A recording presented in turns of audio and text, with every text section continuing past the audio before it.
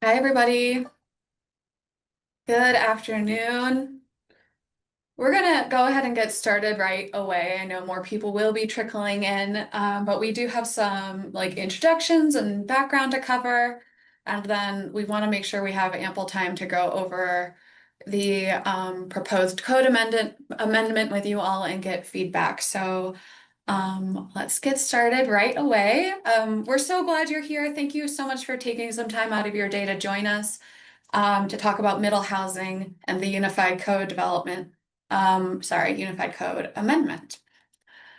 This is phase two of a longer outreach approach. And so, yeah, again, just so glad that you are here. My name is Amanda. I work with Planning and Development Services along with Nick Martel and Dan Bursick, who you will meet later on during our session. And we have been partnering with the Drockman Institute with the U of A. They've been helping us with some components of research and brainstorming of what some possible approaches to this are. So please introduce yourselves in the chat. There's a lot of us here. If you could share your name and then the general location of where you live, such as the name of your neighborhood or some cross streets, it just helps us understand where people are joining us from. And then what interests you about middle housing in this project? And then not on this slide, I would really like to know if you are here kind of representing yourself and your neighborhood interests, or if you're here in a more professional capacity, like this work aligns with what you do for your job. Just helps us know who's here. Go over some basic meeting agreements. I know we've all been to a lot of these meetings and these are pretty typical, but please be concise and allow others to speak before speaking again. This just helps us make sure we're hearing from everybody. Be respectful of others and the different viewpoints. We're a very diverse community and we want to hear from everybody and make everyone feel included. Stay on topic. Please save questions until the end of each presentation section. We will be giving you a lot of information in chunks and there's Q&A kind of built in. And then just note that this meeting is being recorded. And so thank you for coming. Basic outline of what we're going to do together. We have a lot of background information to share to bring everybody up to speed. If you joined us in May, it'll be a recap of some of that, but we have a lot of new people as well. And then we'll be going over our proposed changes to the code, including where it applies, the use tables, dimensional standards, development standards, and some administrative changes. And then we'll be going over some next steps. And our goals are really to inform you all and then get your input on what we've proposed and then discuss some implications for the next phase.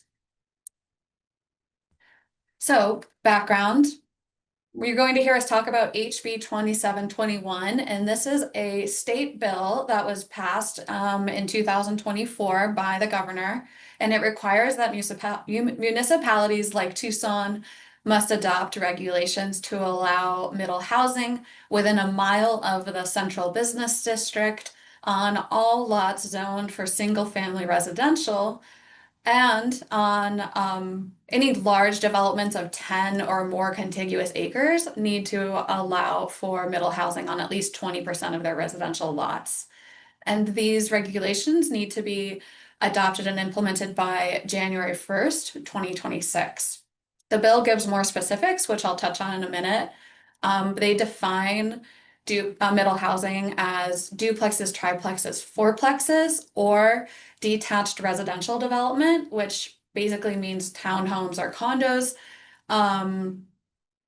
consisting of 2 to 4 units. I'm sorry, that's attached. That should say attached residential development.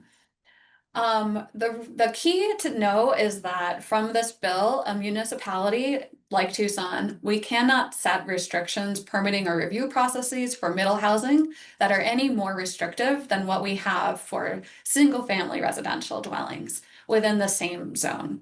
And again, that timeline, we need to have something in place by the end of this calendar year. Otherwise, middle housing will be allowed on all lots zoned for single-family residential without limitations. That's part of the language of the bill.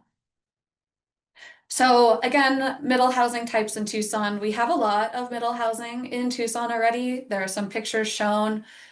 We have duplexes, triplexes and fourplexes. We have townhomes, and then cottage courts are the last type of middle housing that are not as well known, but it's kind of like a cluster of small casitas style homes along a shared living area. Cottage courtyard, you can think of it as. And middle housing is really good for our community because it adds housing choices to our housing supply. We'll talk about this more in a minute, but there are different income and generational and lifestyle needs that middle housing helps support. It builds community by bringing people closer together in shared and supportive living spaces, which also supports efficient city infrastructure as well as transit projects. And then by building more walkable communities, it brings people closer to destinations. And then it also makes it easier for local businesses to thrive because they have that populated area to support that business. This project aligns with many of our plans that have been adopted by mayor and council and voted on by the public, some of them including the People Communities Housing Investment Plan, from this year, Tucson Norte Sur, which was last year, the Prosperity Initiative as well. And then we have Plan Tucson, which is our city's general plan. Listed here are the policies from 2013, the one that's currently in effect. And you may have heard about the Plan Tucson update, which will be on the ballot under Prop 417 in November. There are policies included in that proposed update as well that align with middle housing. So I'll pass it over to Lena from Housing and Community Development to talk a little bit about the affordability aspect of middle housing. Thanks, Amanda. So Tucson is short more than 35,000 housing units, and affordability is declining sharply, with only 38% of homes are being affordable to a median income family in Tucson. Middle housing gives us one piece of that puzzle to move forward and kind of combat that crisis. By creating more homes on shared land with simpler construction, we can lower cost per unit. That expands options for middle income and lower income families who are being priced out. And it also reduces competition for the lowest cost and affordable housing that exists naturally in our community. So in other words, middle housing can help expand housing choice, which can help make homes more attainable and affordable. And I'll pass it back over to Amanda. Lena. This is a recap of some of what we talked about last time that we just want to expand and just to illustrate some of what Lena had just shared. Middle housing is most similar to those two lines on the top of this table, condos and townhomes, and then small single units.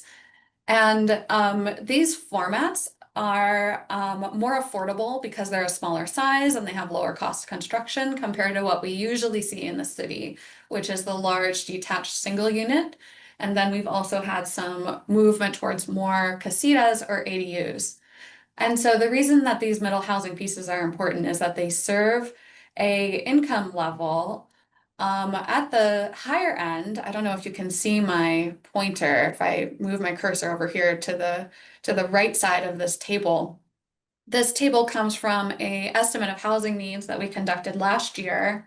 And it says basically in the next 10 years, these are the amount of homes that we need to build in order to make up for our current undersupply, as well as address the future need of people growing up in Tucson, coming here for college who want to stay, as well as people who are moving here later in life. And so you see there's sort of like two ends of the spectrum. At the lower end of affordability, we have a lot of initiatives already from housing and community development, as well as my department, that are oriented on supporting the needs of the 0 to 30% and 30 to 60% AMI. We're not totally there yet as far as meeting all of those needs, but we also need to meet the needs of the people at the higher income bracket, which, as Lena so eloquently stated, serving these needs helps reduce competition for the lower priced housing. So back to the bill, I mentioned that there are some specifics in the bill. The HB 2721 requires that within the downtown area, quote unquote, middle and single family housing must follow the same procedures and standards. Commercial standards that used to apply to 3 or more units now apply to 5 unit developments. The bill requires that we must allow at least 2 stories. Not that everything will be built to 2 stories, but we can allow it. Parking, again, we can't require more than one off-street spot per unit, as in 1 spot for a single-family residential, 2 spots for a duplex. Definitions of household and single-family attached and others are stipulated by the bill, which means we might have to make some adjustments in order to match building code alignment, and then that large area developments that I talked about of large subdivisions of 10 or more acres are affected as well.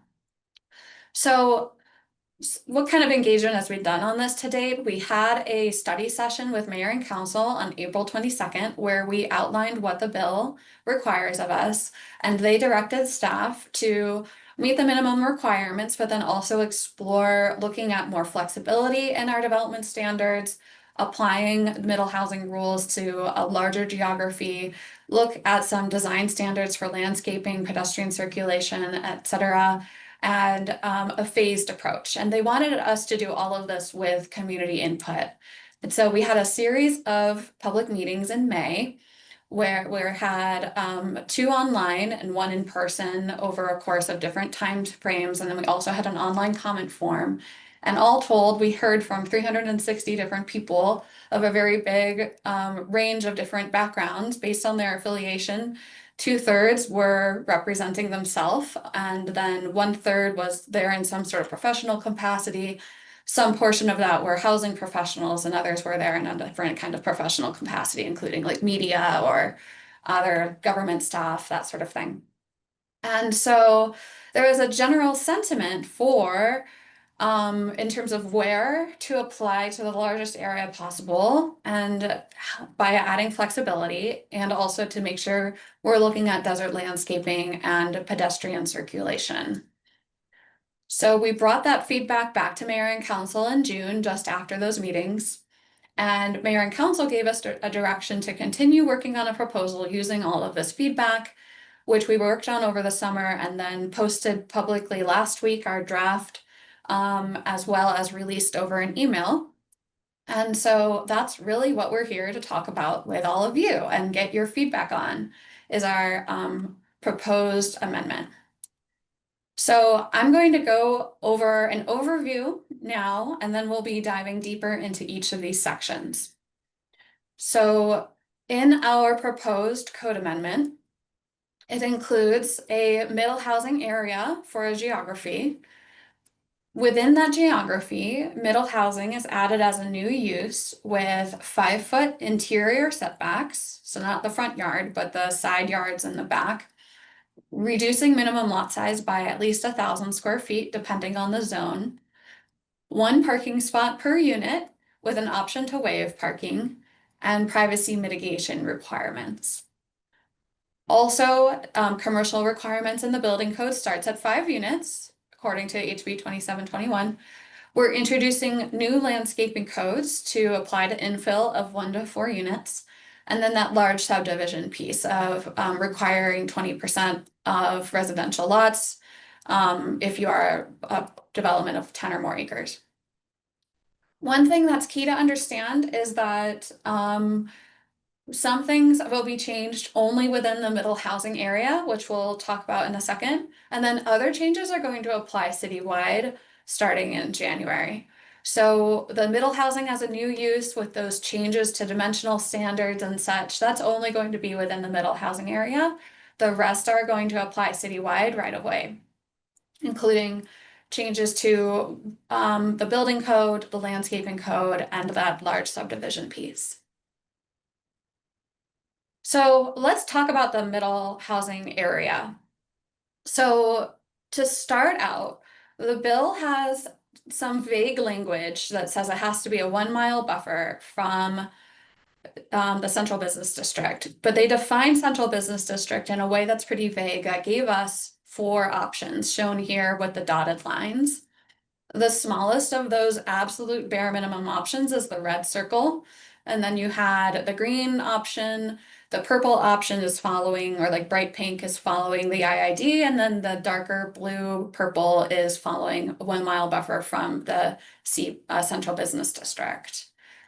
And I know there's a lot of concern and interest about historic preservation. And so we did want to note that that absolute bare minimum includes a lot of historic preservation zones, neighborhood preservation zones, as well as other historic districts in the city. And unfortunately, there was no way around that based off of the bill language. We also wanted to look at where existing, oh, let me take a step back. These buffers, as described by the state, also have other challenges because, as you can maybe see best here, they don't follow the street network. They don't follow our neighborhoods. They don't match our zoning. They split parcels in half. So we really did have to come up with some other versions that met the minimum requirements, but then also looked at conditions and contexts to match Tucson's needs. So there's that historic piece again. When we were coming up with these different options for the public to review, we looked at the minimums, existing middle housing shown in bright blue dots. We looked at the neighborhood boundaries and the street networks because we might not have gotten it all the times, but we tried to keep neighborhoods kind of intact so that we didn't have half of a neighborhood having some rules and half not. And then this slide is showing Tucson's Equity Priority Index. There's a lot of concern about displacement, but also middle housing serves a need. And so we wanted to make sure we were balancing making changes in areas that were more vulnerable and less vulnerable, according to Tucson's Equity Priority Index, which is a composite of a variety of demographic information, including income levels, race, ages, and other access to other services. Because okay, I'll get to that, what I was just about to say in a minute. So using all of this data, we came up with these 4 options, which we brought to the public in May. Given the information and the discussion then, there was a very strong preference for applying middle housing rules to the largest area possible. From the options given, they chose what was at the time called the Tucson Norte Sur Country Club option. And then going as like the minimum, and then going beyond that, there was a large portion of people who really preferred applying the middle housing code amendment actually citywide right away. And the reasons for that were that it would relieve some of the development pressure off of these areas that have experienced a lot of changes in the recent history, as well as so it would spread out the development pressure. It would also spread out all the benefits of middle housing over a larger area. And so this is just, the blue line is what we're proposing as our starting point, with an intent to explore going citywide in the future. We did want to respect the wishes of the community, as well as understanding the timeline that the state has imposed, making sure we're doing adequate outreach and considering everything we need to consider. So we're starting with the largest option that we developed in May. And this map here shows the minimum options as defined by the state against what we're proposing for our starting area. And you can really see that, especially compared to the central business district buffer, the sizes are about the same, just shifted in order to better capture the types of urban form that are most compelling for middle housing. So I know I covered a lot. I'm going to take a break and I want to hear from you. What kind of questions or comments do you have about the middle housing area?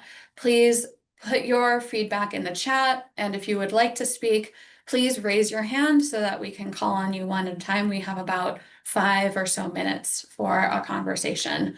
And also, we just launched a poll. We want to gauge your input. Do we feel like we've got it? Does it need to be bigger? Does it need to be smaller? Are we just right? Or are you really not sure? You don't have an opinion. That's okay too.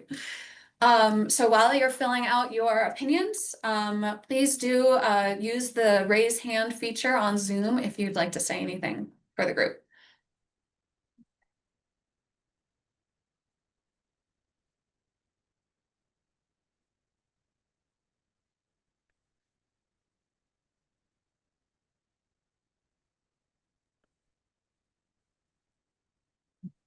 Hey Amanda, we got a question in the chat already. I'll go ahead and read it out loud. Would the new citywide blanket landscaping requirements apply to lots where new housing units are added to an existing unit on the lot? I'm sorry, can you read that one more time? I can try to find it too. Yeah, would the new citywide blanket landscaping requirements apply to lots where new housing units are added to an existing unit on the lot? Right, okay, yeah, I think I understand the question. Yes. The changes would apply to vacant properties as well as properties that already have a building on them. And so you could, if you have a single family residence, you might be able to add, in a lot of zones, you already can add a second residence if your lot is large enough. And so this would be similar to that of instead of converting your single family home into a duplex, you could now go up to a fourplex. But Nick will talk in just a second about those kinds of like dimensional standard components in place. I think I answered that. Dan, Nick, do you have anything you want to add? Please just jump in if you do. No, that was a good answer, Amanda. Oh. We're at about 71 participants. I think we'll go ahead and keep going. Nick, you're up. You can change the slides, right? Okay, great. Yes. All right, great. Thanks, Amanda. Thanks, Lena. I just wanted to, so I'm Nick Martell with the Planning and Development Services. Just want to talk about a little bit of what is going to be changing in our code. So a couple broad subjects like where middle housing is going to be allowed, and then what standards are required to build more middle housing. And then just a preview of some of the things that we'll talk about here over the next few slides. Where middle housing can be allowed, how many units are going to be allowed on conforming lot sizes, some of the different changes in lot size, changes to setback, changes to required parking, and then a couple of little things like changes to some of the classifications for group dwellings in certain zones, some required landscape, and then allowing for middle housing in larger subdivisions. So as Amanda already showed you, this is kind of the map that we are proposing, the City of Tucson's proposing based on a lot of the different factors. We're also adding in a new land use for homes within that area called the middle housing land use, which are those buildings of 2 to 4 dwelling units on a site. I'm talking about where middle housing is going to be allowed and some of the specific standards that need to be followed when you're building middle housing. So middle housing can be added only to zones where single family homes are currently allowed and within the middle housing area that we've kind of established already. This includes most zones in the city except for the industrial zones, which typically do not allow for single family homes to be built. We're also going to have some privacy mitigation measures when multi-story housing is proposed within 10 feet of a property line that's adjacent to an existing single-story residence. So if you have a single-story residence next to you and you're proposing to go multi-story, then you would have to do some sort of privacy mitigation, such as the limiting of balconies, limiting of windows except for clerestory windows, and then other features on upper floors that could overlook into somebody's yard. And then parking is going to be required at a rate of 1 space per house, although parking may be waived if the site's near a transit stop or enhanced bike route. That's fairly similar to the way that we've done it with ADUs recently as well. So that was a bit of a quick rundown of some things that we're going to be talking about, but I just wanted to give you all a chance to catch up, to ask some of the questions you'd like in the chat, or to raise your hand if you'd like to ask them on the Zoom. And just another reminder, please be concise. We have a limited time, and then allow everyone to speak, stay on topic, that sort of thing. And then another poll has popped up too, if you would like to take that.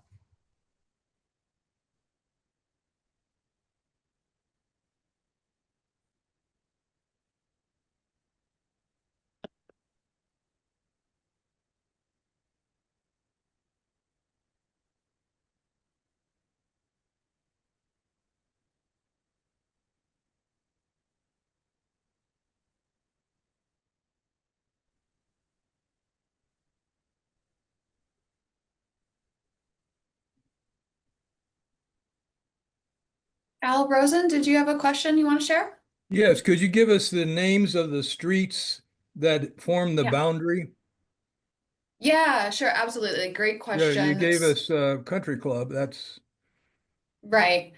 Nick, I'm gonna move the slides Yeah. back. Yeah, go ahead. So as you can see, the boundaries there are some twists and turns, so it is like best to look at the map online. We have it posted online. But the general vicinity is, yes, Country Club to the east. To the south is 22nd and 29th, jogging up to follow the South Tucson city boundary. To the west, moving up, it follows the street network and the minimum boundary and a neighborhood boundary, which is why it's so like kind of zigzaggy. And then it takes what is that, Silver Lake? I always get Silver Lake and Silver Bell mixed up. And then this, I believe, is Grant, and then I-10, and then here it's following the city jurisdictional boundary up to Wetmore. It comes down on, what is this, Euclid? And then jogs over and over and then takes Grant again. This is Mountain right here. what was the rationale for stopping at Country Club? That's a great question. When we were looking at the different maps, we were considering a variety of things all at once. And so it was looking at zones, looking at where middle housing already exists, looking at the street networks and the neighborhood boundaries, and then looking at equity as well. So the rationale was kind of a combination of all of those things. And also public feedback. Public feedback really did support using this boundary pretty clearly in May. But we do want to hear your opinions as well.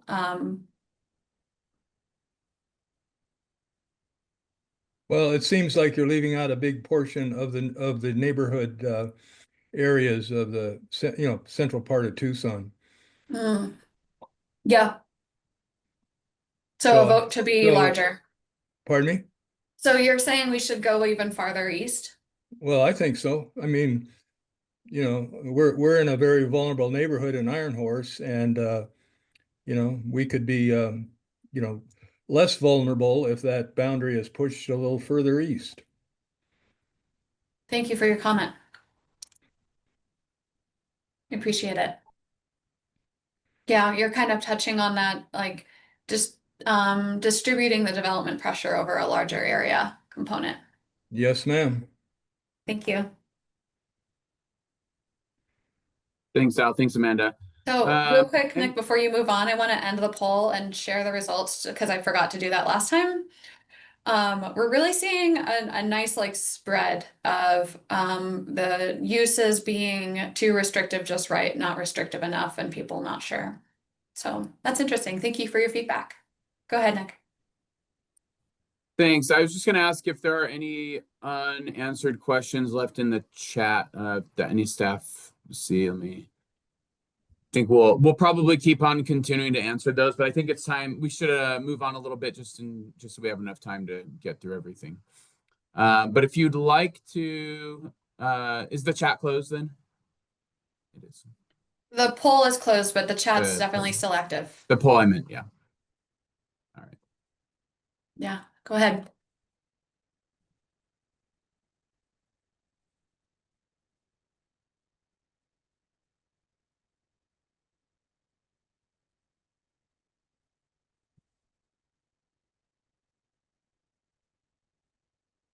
Okay.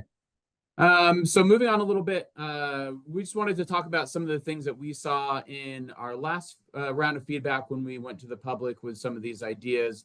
The majority preferred some additional flexibility when it came to some of the dimensional standards within the code, and then some desire to move quickly due to the urgent housing needs, and then to develop the development of turnaround time, and then some supported a phased approach to allow for adaptive management. And so I think that kind of gets at some of the questions that are in the chat right now.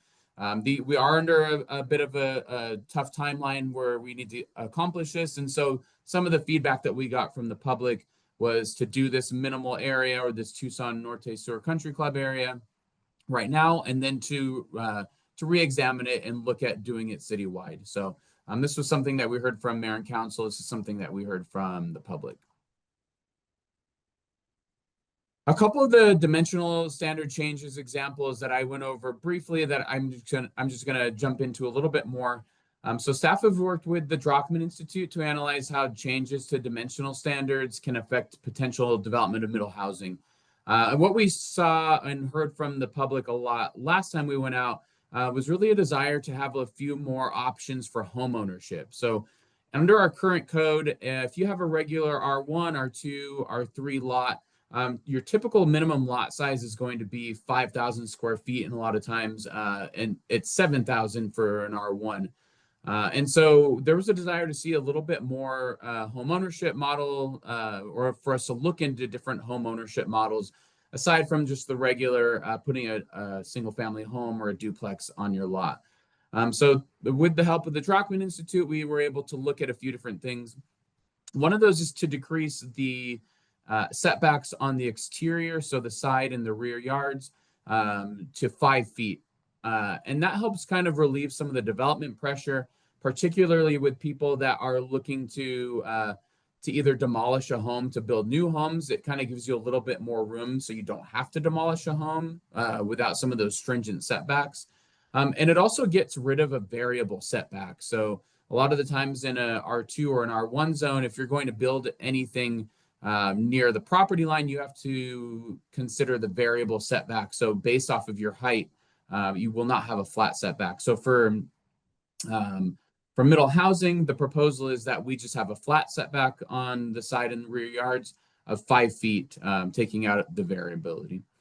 And then some of the changes to the minimum lot size that allow for more lot splits or subdivisions. And then that would be giving us the opportunity to provide more housing options on smaller lots. So you see it on the picture on the right side of the screen. Decreasing minimum lot size allows for smaller residences on smaller lot sizes. So it opens up some of those options for different ways to purchase a home. And just kind of what Lena and Amanda were talking about earlier, middle housing does get at some of those AMIs that we're not seeing in the city of Tucson. And these would be really good options for that. Moving on. I want to talk a little bit about density and minimum lot size. So the development of duplexes, triplexes, fourplexes, and townhomes on all lots where single family homes are allowed to be built. This is based on Mayor and Council guidance and the first round of public feedback. So there's a desire in the community to provide more flexibility for the building of middle housing. So we're proposing a couple changes. So the first one is that we're proposing a reduction in minimum lot size by 1,000 square feet in many zones. For example, the R1 minimum lot size, if you're building one home right now in the city of Tucson, it would be decreasing from 7,000 square to 6,000 square feet, which captures a few more lots in town, as particularly in that geography, that would make them conforming lot sizes to the code. And we would also propose a little bit more density. So we're proposing changes to allow density to allow up to 4 units on the parcel, as long as they meet that new minimum lot size. And this is part of that HB 2721. There are a couple different ways that we can look at this, and there are a few different things that we can do to kind of add some of those options for different types of housing in the city. The first way is the kind of traditional way for middle housing is to, I don't know if you all can see that very well on your screens, but you can see here in this picture, if you're following the mouse, this is just one single parcel in the city where 4 homes are being built here. And so that is an option and would not have to conform to commercial code anymore. You could put 4 buildings on one lot and have a 4-plex in the city of Tucson with a reduced minimum lot size and the ability to have those 4 units. So there's a couple other options, like an applicant may also choose to utilize the site density by putting 4 units on the same size parcel, but with the option to split some of those parcels up either by a land split or a subdivision, depending on a couple of the site factors on your particular lot. So this is really broken down into, that should say 3, I'll fix that, into 3 different options. So one, we could propose to reduce the minimum lot size. So for instance, if you're in an R2 zone, you have a 5,000 square foot minimum lot size right now. If you're in the city of Tucson, we could remove that, or we could decrease that to 4,000 square feet, giving more lots the opportunity to have middle housing. We could also explore a second option, which makes the minimum lot size match the density, which is the 4 units per lot. So starting with a 5,000 square foot lot, you could build 4 units and have the same minimum lot size apply proportionally. So for example, on a 5,000 square foot lot, if you wanted to subdivide by 2, you could have 2 units per 2,000 square feet, or so 2,500 square feet, or 1 unit per 1,250 square feet. So it would basically be the same thing, and I'll just show you this example again. It would basically be the same number of units on the lot or in an area, but it would just be in different ownership, or different parcel lines, so that you could sell them or rent them out, or whatever someone would like to do with them. The third would be a combination of both of those.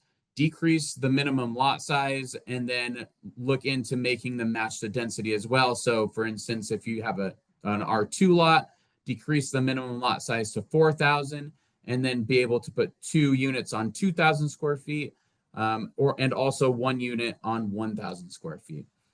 So this is a lot to consider, and I'm happy to answer any questions about this because there are a lot of different options that we can look at here, because the state standards have been a little bit vague on how we can do this. And just before we get into a little bit more Q&A, I wanted to talk about what that means for some of the lots within the city. So the approach of reducing a minimum lot size by 1,000 square feet in the city results in quite a bit of a difference. So it results in 1,781 additional lots in the R1, R2, and R3 zones that would potentially become buildable. Right now, there are lots in the city that are non-conforming, that are not buildable because they don't meet that minimum lot size. And then some that are buildable but would not be able to expand because they did not have the correct lot size. You would be stuck with just the one, would not be able to opt into middle housing. So by reducing the minimum lot size, we free up a lot of different lots that used to be non-conforming that would be conforming now. Additionally, there are 2,465 additional lots in that R1, R2, R3 that could potentially split their lot. So they would have the minimum lot size to take an 8,000 square foot lot, split it in 2, and then be conforming with that a new 4,000 square foot lot. So this opens up a lot more development potential and development opportunity within the city as a whole when we start talking about just lowering that threshold for a minimum lot size even a little bit.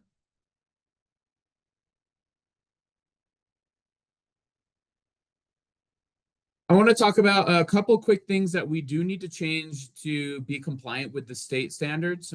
One of those is a small change to our group dwelling in certain zones. So we're not proposing that we change the definition of group dwelling in the City of Tucson Unified Development Code, but there is one standard that applies to some R1 zones where if there is one or more buildings on a lot, all dwellings on the lot are considered to be one dwelling for the purpose of determining whether it's a group dwelling or not. If there are 5 or more unrelated persons residing on the lot, then it's a group dwelling and it would not be permitted in some of these zones. So, for example, if you were to build on a middle housing development where you have 4 houses on your lot, this would prevent you from being able to do that because it would slide into group dwelling changes. So we're not proposing a change to group dwelling, but we do need to remove this use specific standard, or this is a condition of your development from certain R1 areas. And that conflicts with the state standards by their definition of a household.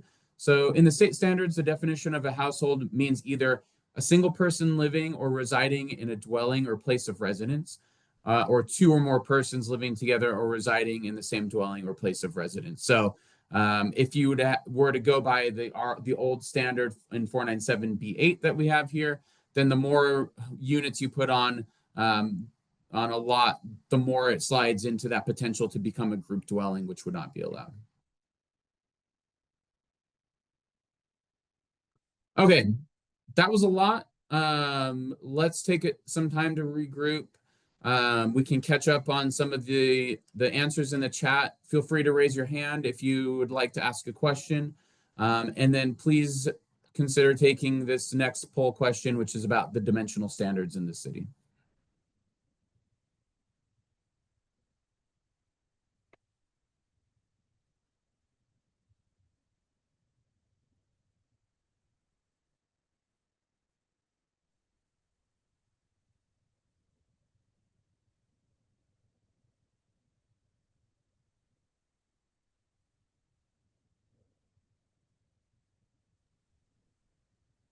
If there's no other questions or people wanting to ask questions, we've got a couple of unanswered questions in the chat. Yeah, that'd be great, Ian. Let me take Al's question real quick, and then if you have some, Ian, that are that haven't been answered yet, then please jump in. Yes. Go ahead, Al. Yeah, as I travel around Tucson, I see a lot of vacant lots in residential areas. For instance, in our neighborhood of Iron Horse, there's probably half a dozen vacant lots. Is there any incentive? Is there any in this plan? Is there any incentive or coercion to have property owners use these lots? They tend to be places where trash accumulates and actually become eyesores. Thanks for the question, Al. So the purpose of this bill is to comply with the state standard that require us to allow for middle housing to be built.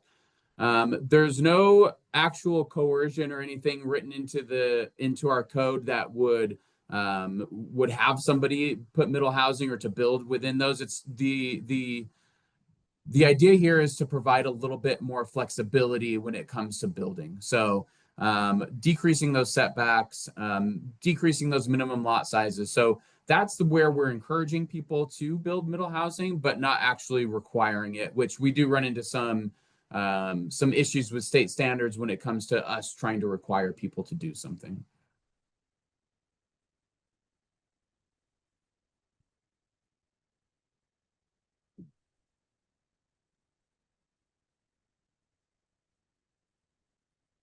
Great, Nick. I'm just going to go down the list from the top. First question here is, can the city sue the state for imposing this on Charter City, which potentially can destroy Tucson's historic areas that is within the mile range of downtown?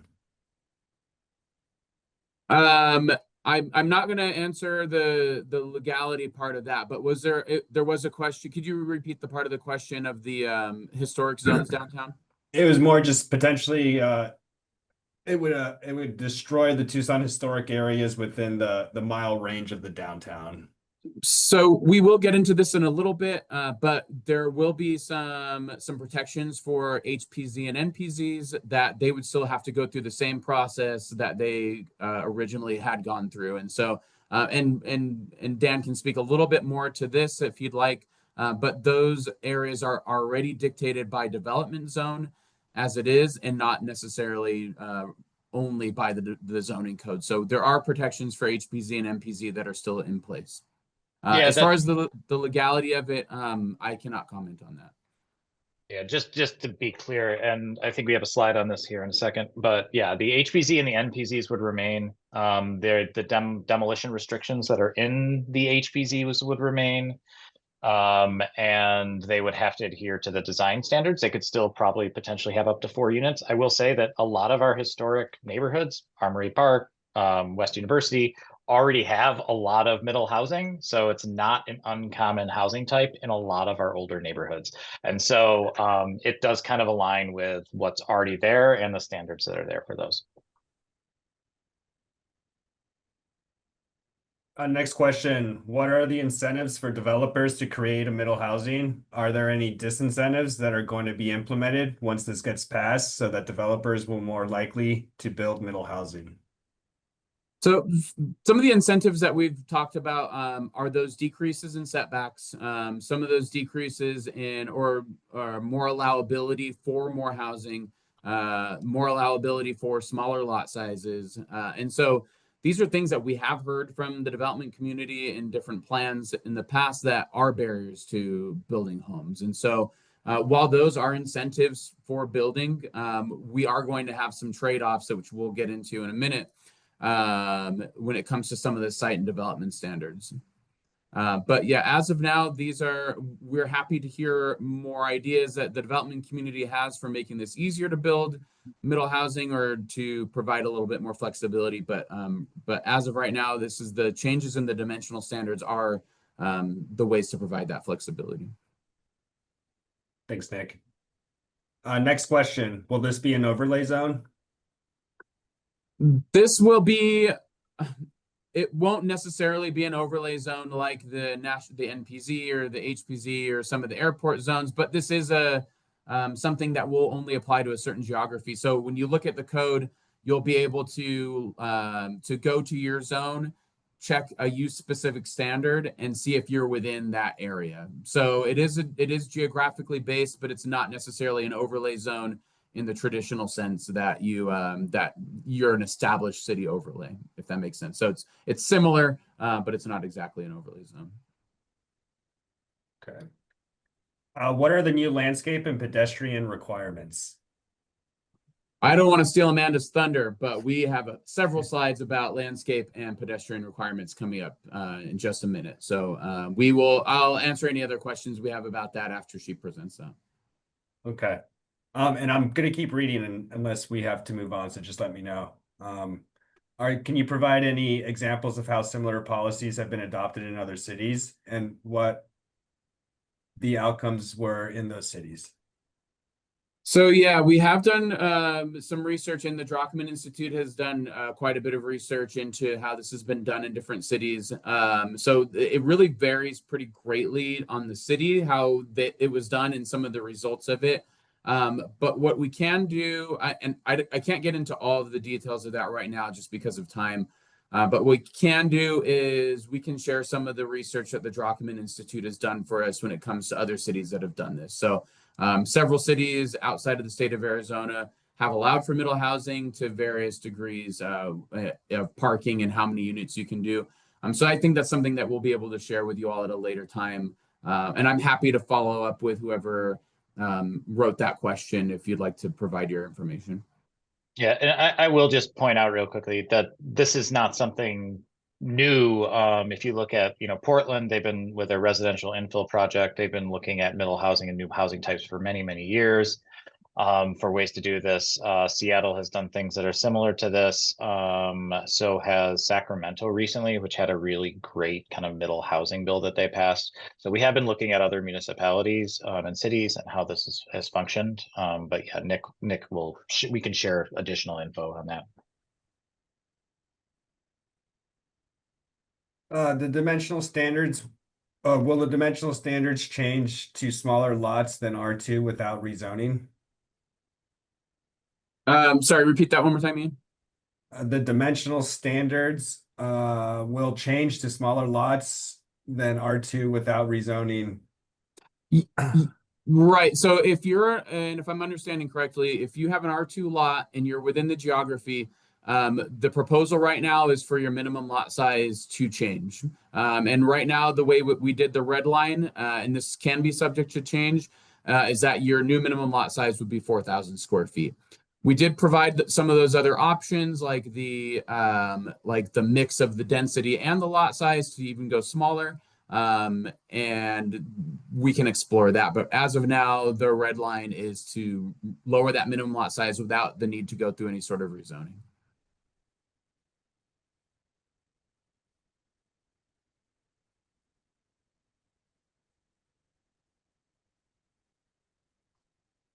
All right. Oh, go ahead, Last Ian. one, I guess. Would new construction in historic neighborhoods need to comply to existing standards to avoid loss of historic neighborhood look? Yeah, and I think we touched on that after you probably wrote that question, but yes, all historic standards are still intact, still in place, still has to go through the same process. And then just echoing what Dan said, sometimes you can do middle housing in historic, but you still have to adhere to all historic regulations. All right, thank you, Nick, and thank you, Thanks. Ian, for helping manage the chat for us. Really appreciate everyone chiming in the chat. Before we move on, we're sharing now the results of our poll. Again, a little bit of a blend across the board as far as whether we're hitting the mark with our proposed dimensional standards. And then as far as those three options, it seems to be a preference for the combination. 50% want the combination, and then the other two are split 25-25. Thank you so much. All right, so let's talk about landscaping. Just as a recap, in May, we asked the community what sort of other design components should we consider. Landscaping and driveway standards were two of the choices that came up the most. There were other design considerations as well, but so far for now, we're going to focusing on landscaping as well as site accessibility, which we'll talk about in a second. New landscaping standards are needed under HB 2721 because of that detail of anything up to a fourplex now has to meet the same requirements and processes as a single family residential. Currently, and like before HB 2721, buildings of 3 or more units, so triplexes, fourplexes, and anything larger, follow commercial landscaping standards, and single family and duplexes had no landscaping requirements at all. Because of that change under HB 2721, that threshold is now for commercial standards is now at 5 units, and there's a gap where anything 1 to 4 would have no landscaping requirements unless we introduce a change. And because of mayor and council direction and community support, we are looking at new landscaping standards for all new residences of 1 to 4 units. And so I'll talk about those details in a minute. I do know that there are probably some concerns about what this will do to the cost of development. And we did partner with a group called Turner Labs out of UC Berkeley, who were partnering with ASU's Morrison Institute for Public Policy. They have created a pro forma model for every parcel in Tucson, which is really cool because it allows you to test different policy scenarios and see the outcomes of what's buildable in our city. And so we can test different site and dimensionality, as well as different economic conditions and different added costs of development. And so we did some preliminary scenario testing, and we did find that with the increased flexibility of dimensional standards that Nick just covered, that reduces the costs of development overall, that even with new landscaping and accessibility requirements, the dimensional standard flexibility kind of outweighs that or balances it out. So that was very exciting to hear. So what's being proposed? We have, I want to just adjust my screen a little bit so I can read it a little more clearly. All right. So in the proposal, I do encourage you guys to look at the actual red lines to see the details, but this is a simplification. We have 1 new tree is required for every 1,000 square feet of gross floor area. So if you were building a 1,500 square foot project, you would be required to have 2 trees. But existing trees count toward this requirement, as long as they are not going to be obstructed by any existing or newly proposed buildings. And as long as you do root protection during construction, you can use existing trees. We did not want to incentivize removing of current trees in order to add new trees. We also are going to be requiring some ground cover in the front yard of a proportion of the size of your street frontage. And again, in the red lines, it goes more into what that calculation looks like. But that's to make sure that we're getting kind of a mix of vegetation. Placement of the trees, at least half of them should be in the front yard, and that's to make sure that we are meeting all of the different purposes of this, including buffering and shading the streetscape. If, because of site constraints, the trees don't fit in the front yard, you can place it elsewhere on site as long as you are having at least 3 shrubs in the front. And because of other reasons, if you are not able to fit any new trees in the backyard or side yard, then you can substitute 5 shrubs for each new tree. There are some setback requirements from public service utilities like Tucson Water, TEP, and others in the right of way. And then also setbacks from the sidewalk of 6 feet and then 10 feet from any, I should say sidewalks and curbs, 6 feet, and then private structures 10 feet. We are going to be requiring a 6-inch depressed like planting area, as well as irrigation of some form, or I shouldn't say 2 approaches to irrigation. There are 2 approaches to watering. One of them is irrigation, and then the other one is some alternate method. It could be whatever is deemed appropriate by the residents. So that could be hand watering, or it could be gray water, as long as it's approved by our on-staff landscape architect, Chad. It'll be okay. And then lastly, plant selection must be from ADWR's native plant list. There are some exceptions. So again, this is only going to be applied to new builds. So any existing homes do not need to come up into standards. And if you're expanding on your existing residence, this does not apply. It does not apply to accessory dwelling units. It does not apply to any building projects with 5 or more, because those would meet the same commercial standards as before. Any middle housing that's built through a subdivision process or a flexible lot development process will have their own subdivision standards, which are also not changing. So I welcome any kind of comments or questions about this.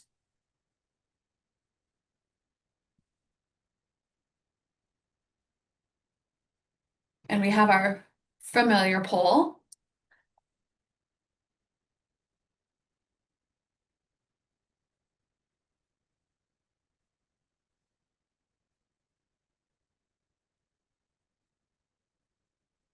Hi, this is Denise. May I make a comment about the landscaping?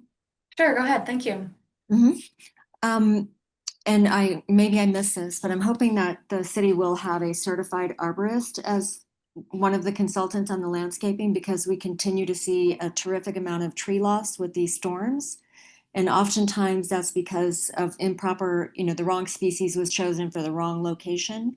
And we see this a lot on private lots, but also in private development, but also in city-owned development and city-owned property and managed property. So I'm wondering if you can provide specific guidelines on which species are appropriate for which location, how close to the house, how close to the street, etc.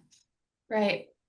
Thank you for that comment, Denise. We are looking to make sure, since this is going to be applying citywide to all single-family residences, we needed to find a balancing point of making sure that we're meeting our community's goals without asking too much, because this is going to be homes that are built by the average person as well as professionals. We want to make sure we're not being too stringent. And so the general opinion was, as long as we are not requiring like any kind of professionals which is like the added cost and complications, then we might be finding the right balancing point. I hear that you would like to make sure there's like a professional consultation involved.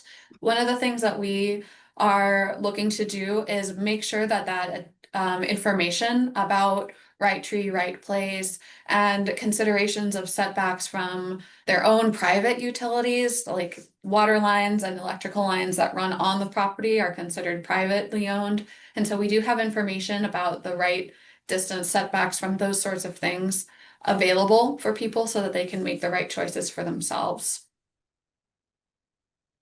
Right, thank you. That's more along the lines of what I'm talking about. I don't want to try to force somebody to hire a professional arborist to consult with them one-on-one, but if the city could provide more detailed guidance on that, because it ends up costing everybody more money, and especially if there's damage to vehicles or property, because perhaps we didn't have that kind of knowledge or consultation before we planted. Right. Thank you. Thank you. Yeah. It's really important. Amanda, this is Brandon Matheson. I don't see a place to raise my hand. Is it all right to speak? Yeah, go ahead. So thank you very much for going over the tree portion of the new landscaping requirements that will apply citywide to new construction. There's also another part, if I'm correct, about the required live ground cover across 50% of the front setbacks that would also apply citywide to new construction. And I'm not sure, and I already asked a couple questions in the chat, but I just think it's such an important point because it will have a huge impact on many people, and as well as the buildability, the feasibility of building middle housing on small lots. If you imagine a 50 foot wide lot that has a 20-foot setback and a 20-foot wide driveway and a 5-foot wide walkway, you're left with 100% of that front setback having to be landscaped and irrigated with live vegetation on smaller lots with 2 to 4 units. That would, I use the word kill, I'm not trying to be dramatic, but it would actually kill the possibility of being able to design 2 to 4 units with parking, even if the parking requirements are not legally required because they're waived or reduced. People still have cars, and no builder's going to want to build something where people can't live and park. So I just thought I really wanted to ask and see if you were going to address that part of the landscaping requirement as well. And I don't think this was necessarily intentional, but I really hope someone will try to design a 4,000 square foot lot with 4 units on it, with a setback filled up with landscaping, and still have room for backing in and out and parking, especially on arterial streets where it's prohibited to back out. Thank you. Right. Yeah, thank you so much for your comments. So just to make sure I understand, your concern is like meeting the landscaping ground cover requirement if you're also trying to provide parking or other uses, different impervious surfaces, vehicle and pedestrian use areas in the front. And I think that's a really good point. We can make sure that the language of our actual code is taking that into consideration if it's not already. That's correct. Yes, that's my concern. Thank you. And I would suggest that to consider as an alternative that balances cooling, from the shade of the trees, and the cost, and the sustainability and water consumption and affordability for the homeowner and renters, to consider a combination of decorative rec and plus the trees that you guys are proposing as an alternative to actual ground cover that renders the front 20 feet of everybody's lots unusable, basically almost like dedicating it to the city as open space. Thanks for your feedback. Thank you.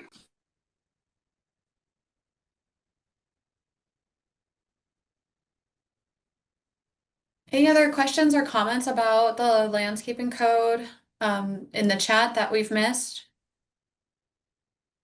And also, please do feel free to raise your hand or unmute if you'd like to. Yeah, Amanda, I can start with a couple questions we missed, and if anyone Thanks, wants to Ian. chime in, they can go. Explain how shrubs will provide shade. Right. Shade is not the only goal. The purposes of our landscaping code, if you go to the actual code section, there's environmental concerns, shade is one of those, and then also providing a landscaping buffer from the neighbors and the street, and then also the economics of a well-designed, well-landscaped community. And so shrubs is to provide, still continue to meet some of those other goals if trees are not available. But the goal is to really promote trees over shrubs. Yeah, thank you. Are there restrictions on types of trees? Some trees are invasive. Right. Yeah, there are.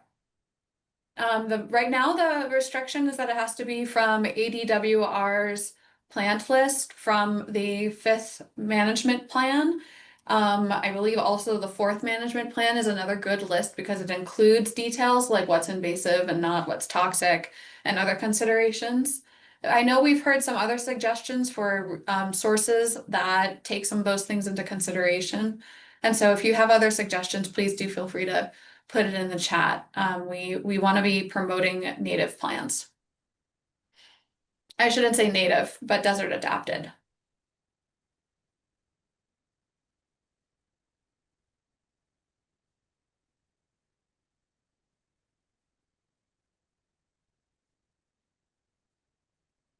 That seemed to be all of them in regards to landscaping. Okay, thank you so much, Ian.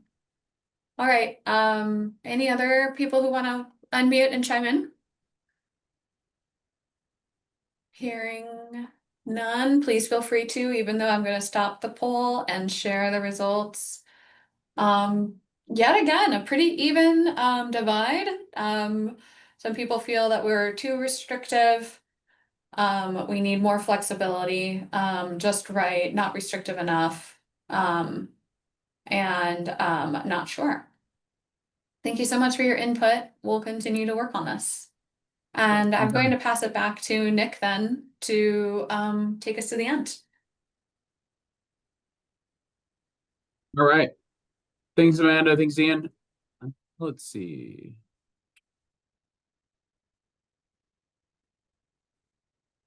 Okay, so moving on from landscape, in terms of accessibility, this is something we heard a lot when we came out to the public the first time. So there was a community interest in accessibility standards, particularly for sidewalks from the home that are out to the right of way. So whether it's the street or a sidewalk, just depending on the site specific, some streets in Tucson don't have the sidewalks along them.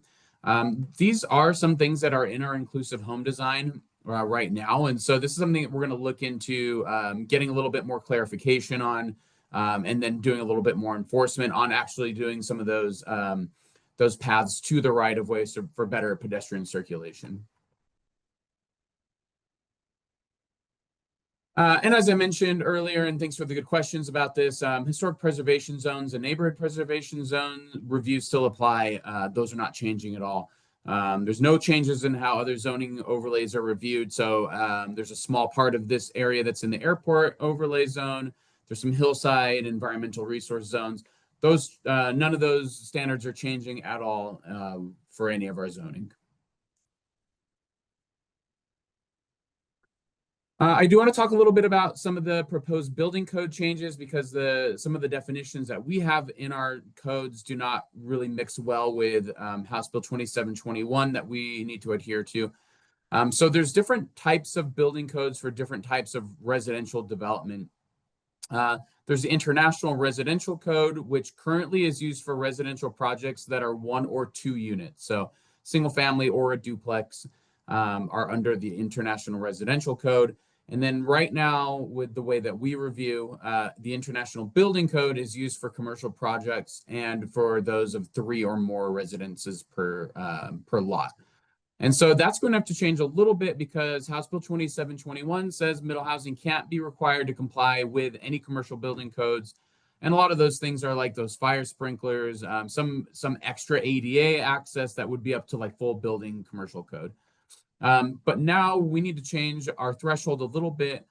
So going forward, developments up to 4 residential units will have the option to use the International Residential Code. So you could still use the building code if you choose, but now you'll have the option to use the IRC. And then 5+ units will use the IBC. So just a small increase from that 3+. There's also a couple proposed changes that we need to make on in our administrative manual. So the state bill also requires us to so if there's a site larger than 10 contiguous acres, then 20% of those lots must allow for middle housing. So 20% of those lots don't need to have middle housing on them, they just need to allow for it. A lot of these projects are some of those larger subdivisions that you see getting built, just kind of like in that picture there. Going forward, anything larger than 10 contiguous acres, you would just have to put a note on your plat or your development package saying that you are going to allow for at least 20% of those lots to have middle housing. So we do need to make a small change to our administrative manuals to allow that. And then let's see, another thing. Oh, no, that was it for that. Those are only a couple little things, so I'm happy to answer any questions about that. And then we'll keep an eye on the chat. And if your hand raising function's not working or not there, just feel free to ask a question too.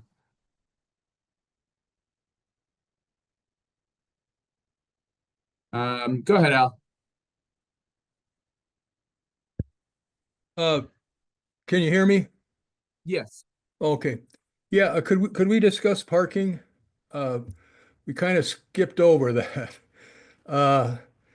So many of the residences in historic neighborhoods do not have garages.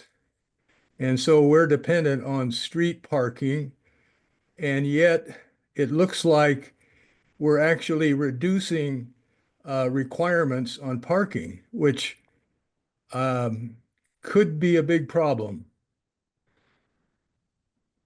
So I will say one thing regarding that. Recently, the city has changed some of the codes. This is in the past couple years with our code cleanups. Right now in the city, if you're doing a 1 to 4 unit development on your site, you have the same parking requirement that you would for middle housing. So that would be 1 parking space per unit.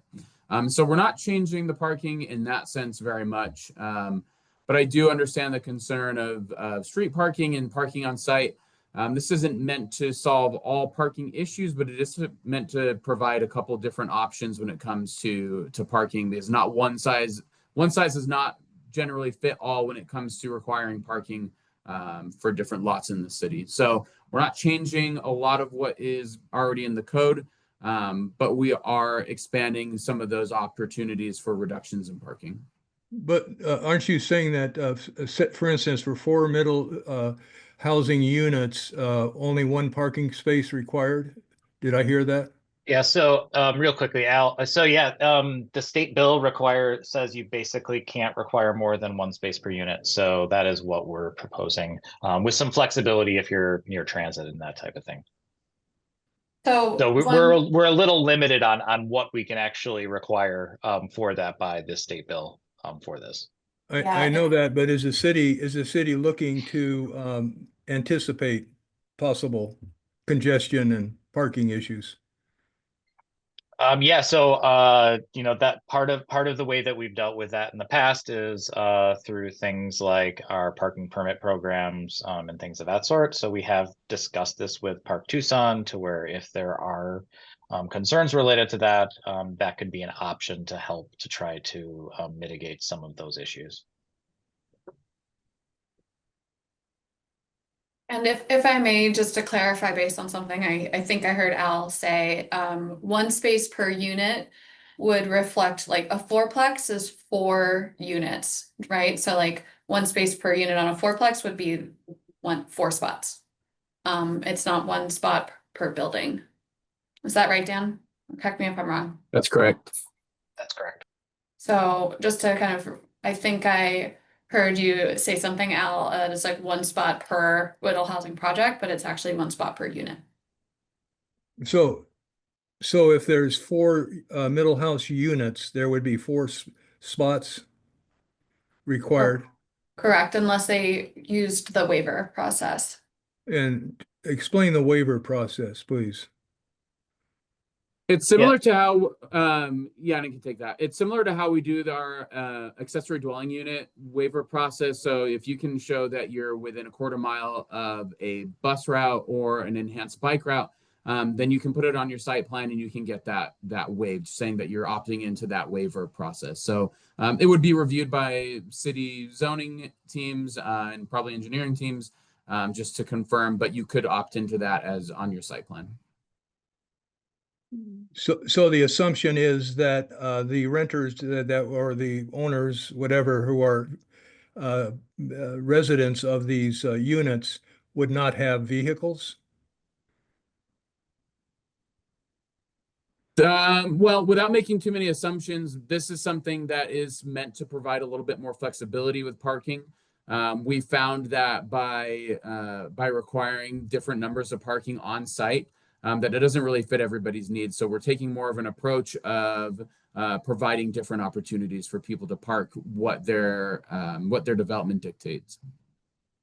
Yeah, so it could be, on-street parking could potentially be utilized. It could be people who ride their bike. It could be people that use transit, that type of thing. What we've found with most development is that they usually build to what they need, and there are people that, you know, obviously still drive and still need to provide that parking for them. So this is kind of trying to find that middle ground related to that for parking.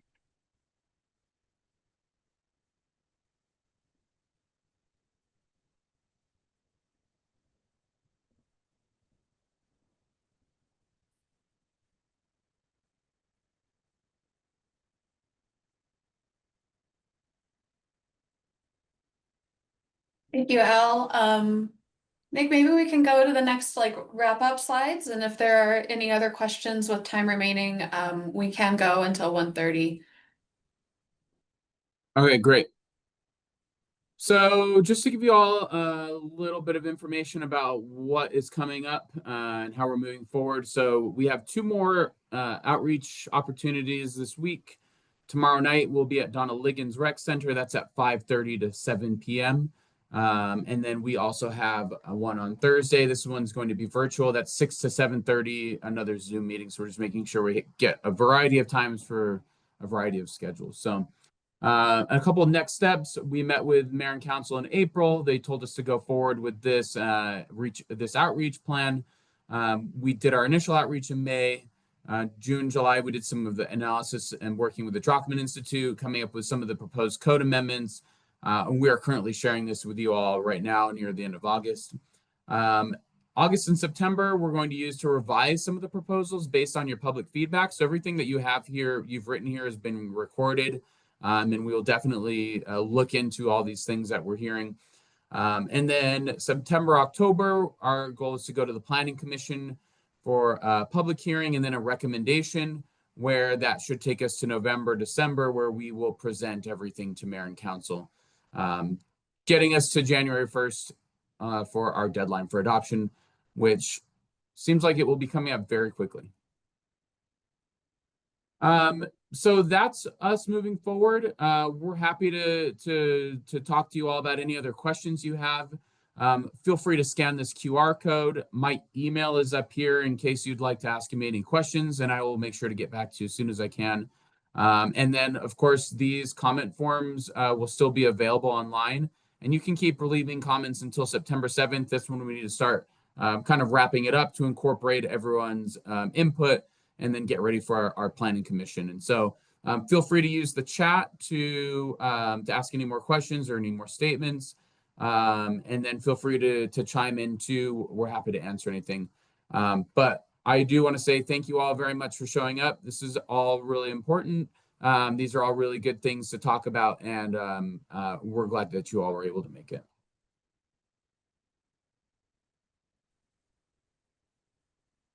Hi guys, Chris Laria here. I have a question. When will the actual code revisions be available? So our first set of code revisions and our red lines right now are available on the Middle Housing website. I believe somebody posted that in the chat. We can probably do another one just to keep it more current. But the red lines are available on the Middle Housing website right now.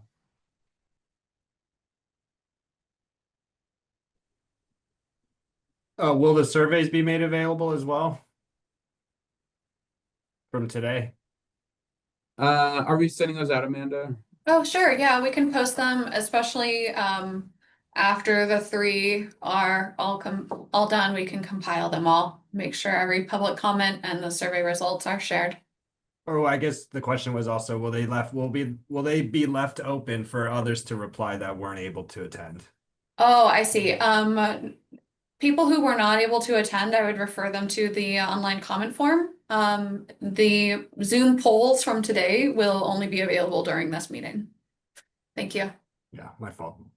No, you're good.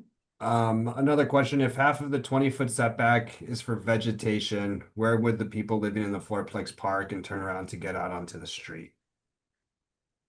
Yeah, that's a good question. I think we will make sure to look again at our proposed code amendment and address like balancing the different uses of the front yard for ground cover as well as driveways, parking, and other things that they need, and take that into consideration. Thank you.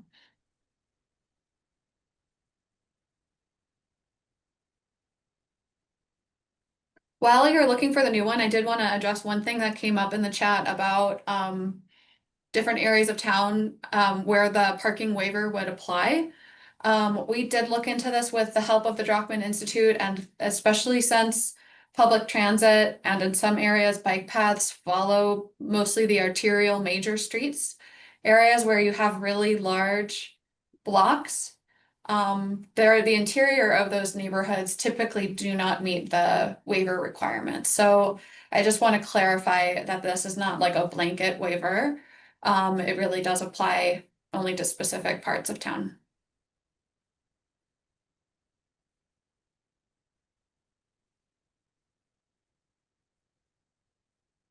And are there any more questions that you think were not addressed that we didn't talk about yet? It's just one about MPZs. If MPZs could establish design guidelines to kind of refute the state requirements. So in the sense that if you're creating a new NPZ or if you're amending your NPZ guidelines as it is? Yeah. Yeah, we can look into that. That's kind of related to a specific case, I think, in Jefferson Park and ADUs, but in general, we have had an interpretation that you can still provide the design guidelines related to that, but I think it's more related to certain dimensional standards that are different. But if they're the same for a single family home as an ADU or whatever, usually it still applies, but we can look into that.